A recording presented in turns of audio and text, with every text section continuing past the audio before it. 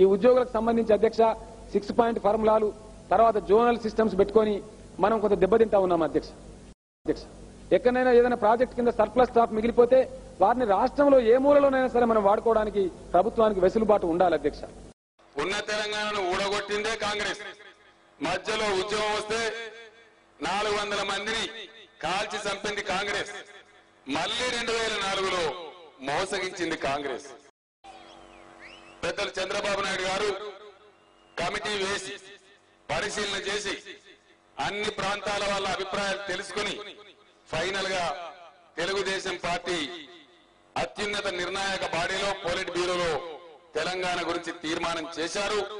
వారు నిన్న మొన్న తెలంగాణ జిల్లాల్లో పర్యటించినప్పుడు ప్రజల మధ్య ప్రజలకు స్పష్టంగా మహాకూటమి ప్రభుత్వం రాగానే చట్టపరమైన చర్యలు ప్రారంభిస్తాం తెలంగాణ రాష్ట్ర ఏర్పాటు కోసమని వారు చెప్పారు.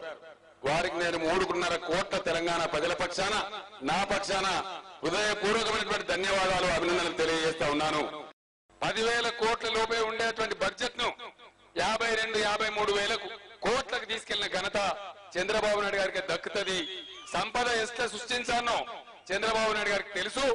ఆయన సృష్టించిన సంపద మీద వచ్చిన యావరేజ్ పెరుగుదలతోని ఇలా రాజశేఖర రెడ్డి పోజులు కొడతా ఉన్నాడు. ఒకవేళ కాంగ్రెస్ పార్టీ ఖచ్చితంగా మేము తీసుకుంటే నిర్ణయం అనుకుంటే అక్కడ తెలుగుదేశం సపోర్ట్ కూడా అవసరం లేదు. కాంగ్రెస్ పార్టీ డెఫినెట్ గా సపోర్ట్ చేయాలి. ఎందుకంటే వాళ్ళ హ్యాండ్ స్ట్రెంథెన్ చేయాలి. తెలంగాణ ఇవ్వడం కోసం డెఫినెట్ గా వీ మస్ట్ సపోర్ట్ దెమ్. ఇలా ఇవ్వగలిగే కెపాసిటీ ఉంది కాంగ్రెస్ పార్టీ.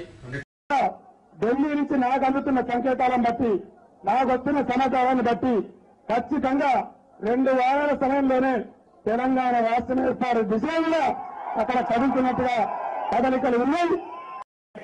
కాంగ్రెస్ పార్టీ అధ్యక్షురాలు సోనియా గాంధీ కన్సెంట్ లేకుండా కాంగ్రెస్ పార్టీ సభ్యుడైనటువంటి మన్మోహన్ సింగ్ ప్రధానమంత్రి గారి కన్సెంట్ లేకుండా తెలంగాణ ప్రకటన వస్తాదండి.